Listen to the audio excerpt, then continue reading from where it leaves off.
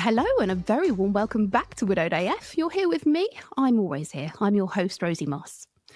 Each week, one of the members of the Widowed Club join me to talk about their experiences. And today's guest is actually back for her third visit. I can't get rid of her. I think she's after a bit of co-hosting. Hi, Nicky Wake. Welcome back. Thank you so much for having me back, Rosie. I really appreciate it. Always a pleasure. So I would be delighted to have you back. Now, there is a reason for you coming back, isn't there?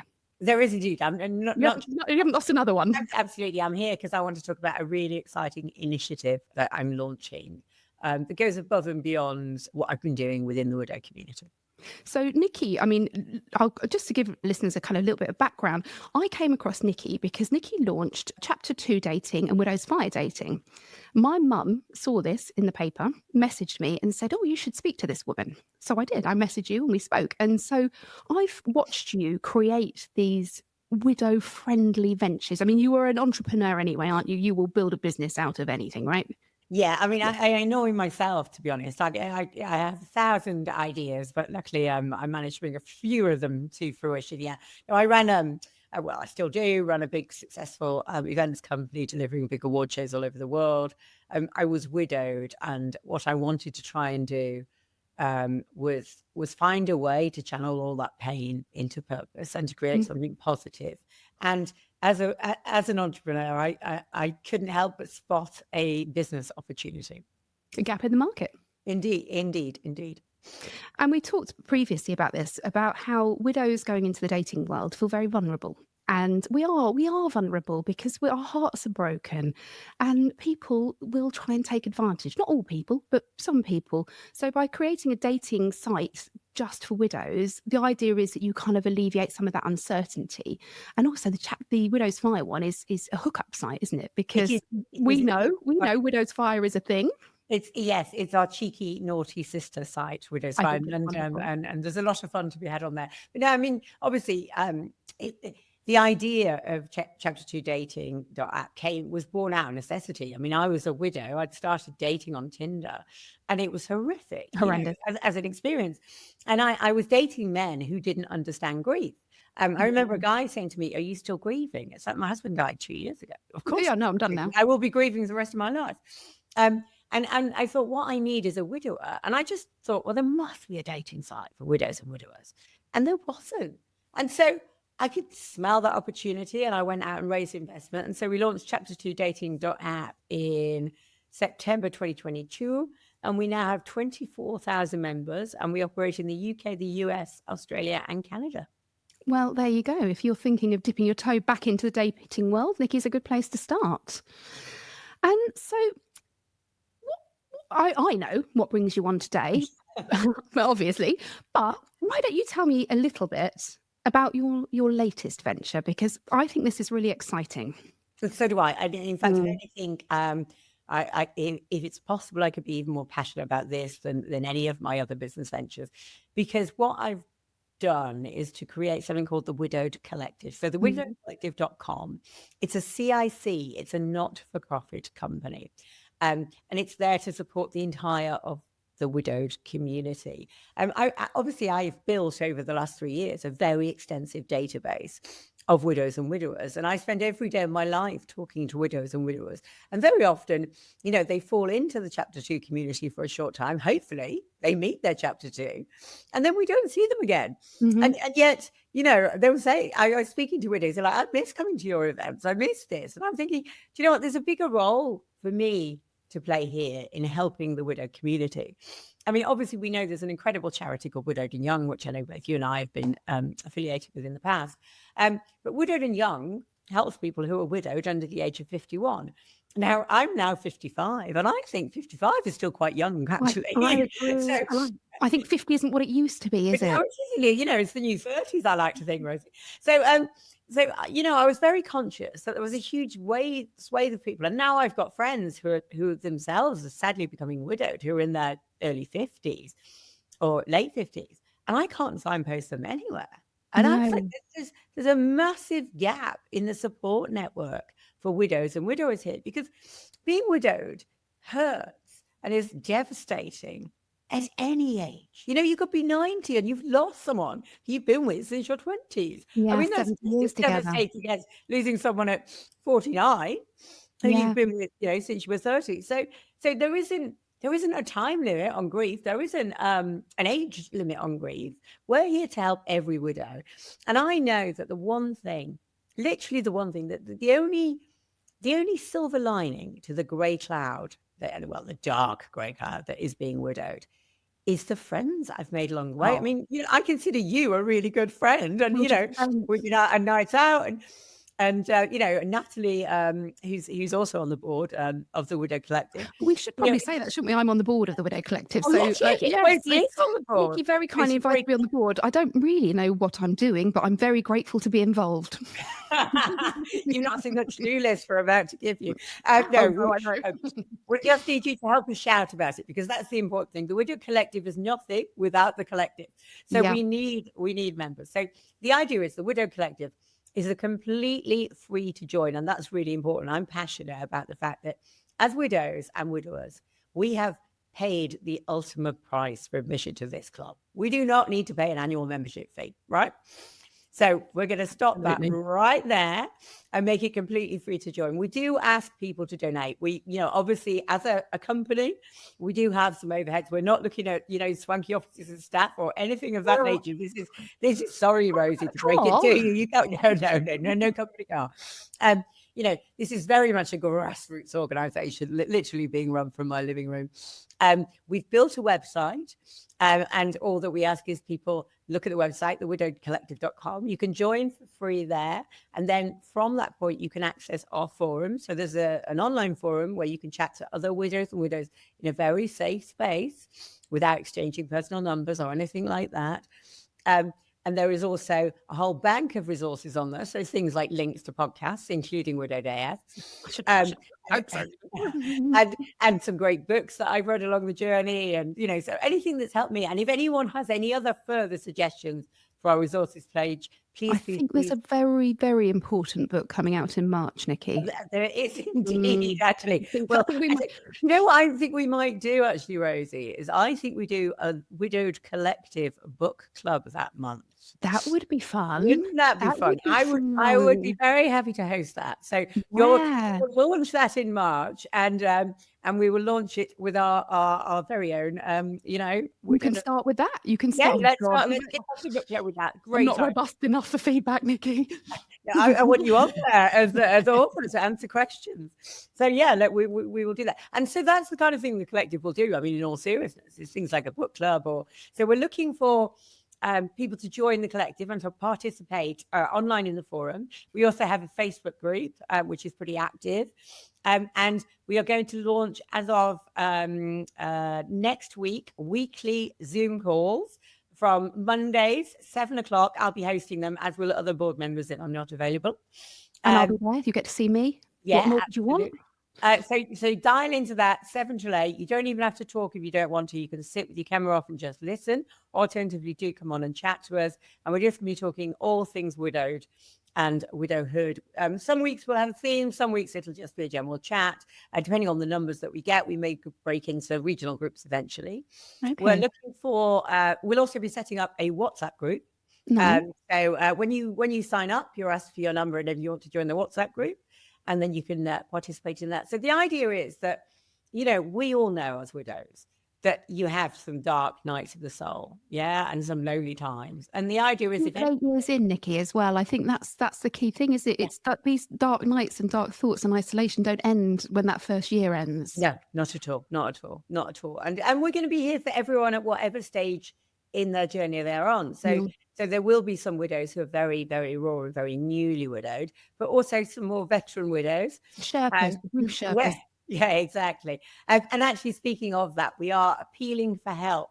We want advocates to join. So that's people who are probably a little bit further down the widowed path and feel that they want to turn their experience into something positive by volunteering, helping admin the forum, helping admin the group, helping admin the WhatsApp groups, and also hosting in-person, face-to-face meetups. So, you know, whether that's taking over the corner of your local Starbucks, or the coffee shops are available, or or whether it's a dog walk or a yoga session or whatever. We want people to start hosting widow collective get-togethers, because I'm passionate about the power of face-to-face Same. and in-person meets just as much as I am the kind of Social media, the WhatsApp. online and all of that side of things. But both are very important, aren't they? Because They are. some people either can't or don't want to go to face-to-face groups. It might feel too high a demand on them. And Mm. so to be able to do it via text, WhatsApp groups, or Yeah. via a Zoom call, it's a kind of low demand access to the support.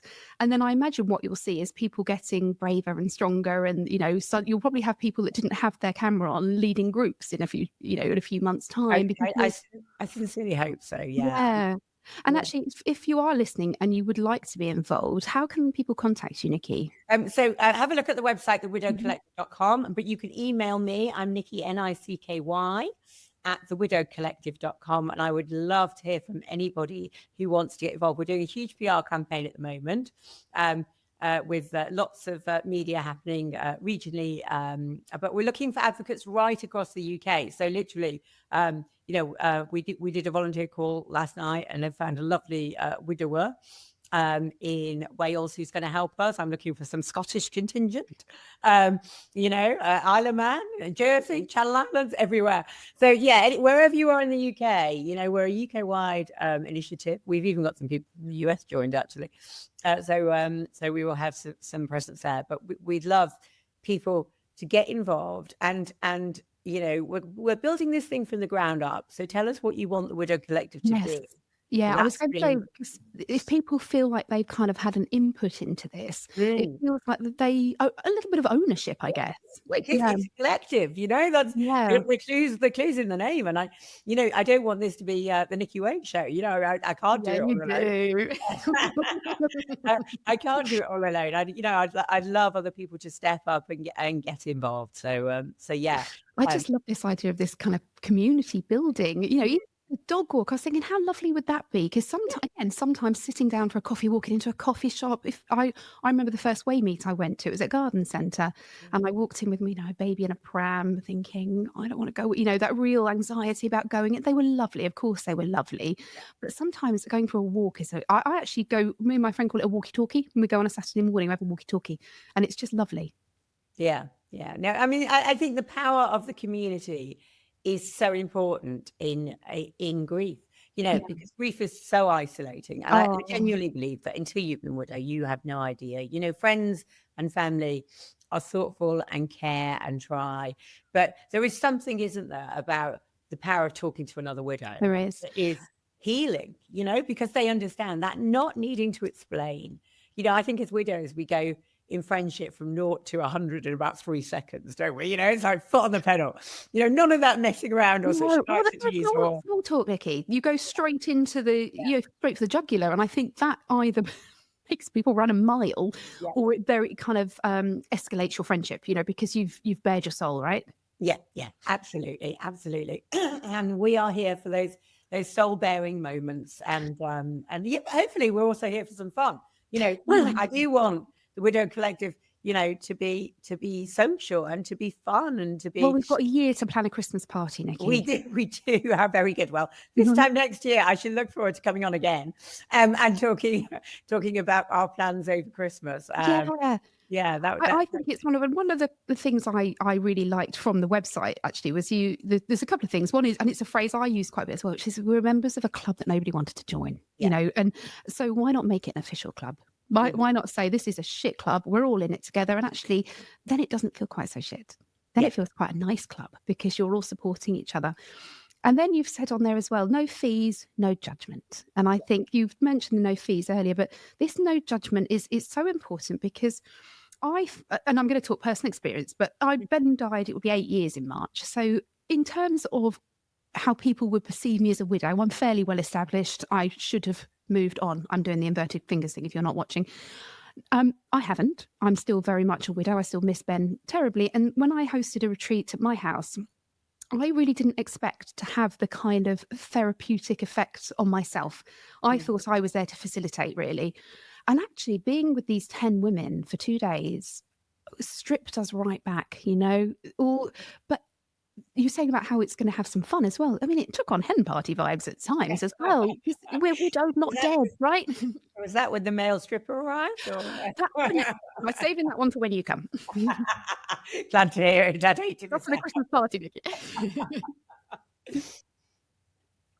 But that showed me how much I still need the power of connection Yeah. and how much it matters to me, because most of my friends now didn't actually know Ben. Isn't that weird? Yes. 'Cause I've Yeah. moved away, you build up children go to different schools. So you almost feel that whilst of course they would say to me, "Rosie, you can cry, rant and rave, do whatever you want to." There's a barrier. There's a slight barrier. Whereas I think when you're doing it with other people, that barrier comes down. And I'm expecting that you'll find in your forums lots of talks about, the more taboo subjects. Okay. So things like the very dark thoughts, the intrusive thoughts, being able to admit out loud that you don't want to live. I mean, that's powerful to have a safe place that you can do that without somebody making an emergency phone call or telling you to buckle up and, you've got children, don't be ridiculous. Because most of us don't mean it, but we need a Yeah. space where we can say it. Yes. Yeah.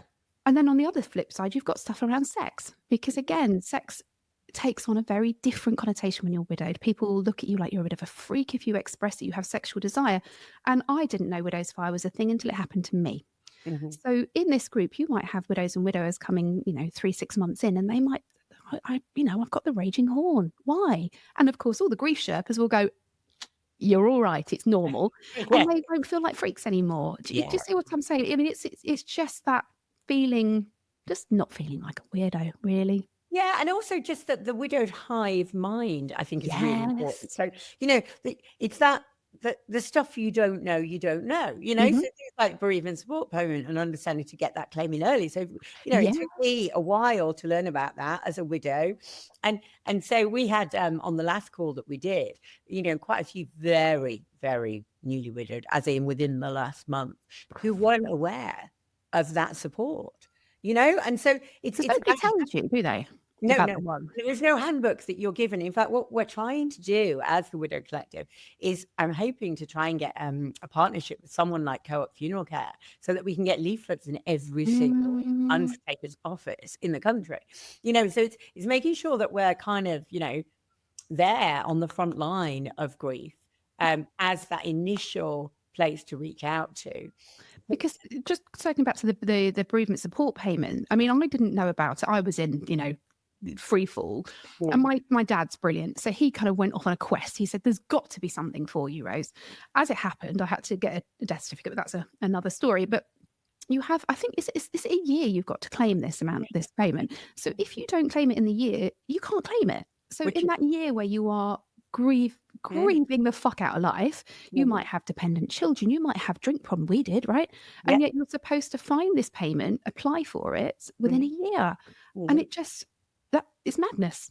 No, it's complete and utter insanity, and as we all know, 350 quid a month or whatever it was, because that's gonna help That's us. not life changing, but Yeah, yeah, exactly. I know. And that law was only changed in 2017, and, you know, well, um because Ben died 2018, and I think had he died 2017, I'd have got a widowed pension or something Yes, until my children were 18, which would have, that would have given me so much breathing space. and me. So Andy had his heart attack in 2017. Had I not done CPR, had I walked away?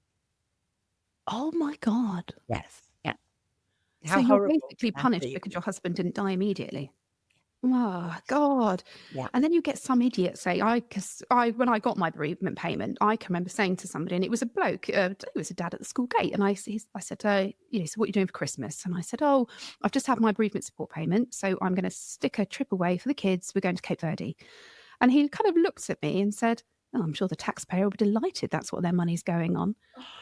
And because I didn't have the balls that I do now, I think I probably cried. Whereas now you say, "Hang on a minute, no, this money comes from my late husband's national insurance contributions. This is not coming from the Yeah, it's not taxpayer." taxpayer. Yeah, But exactly. that's just an example of how insensitive people can be and how cruel as well. Mhm.